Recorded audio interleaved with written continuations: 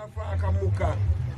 Tinokutendai Baba nebasa guru rakabatwa pamusha uno kuti chivakwa ichi chivepo, tichiziva kwazvo kuti makataura musoro renyu kubhuku raJakobho vakati kutenda kusina mabasa kwakafa. Zvino Baba, zuva ranhasi takuona kutenda kune mabasa. Takukomborera Ishe imba iyi muzita raBaba neremwanakomana neremweya mutsvene muzita raJesu, amen. Ndichabva ndakumbira regerero takanganwa chaplain patatorwa picture chane chidatoti tikatora foto tizoisa mbau kuti vanhu vanenge vari panapa vanyare kuzokanganira yakagarwa navo saka chaplain tatorwa imwe picture yayakomana ndozva tikuita vakomana varemero picture chake imwe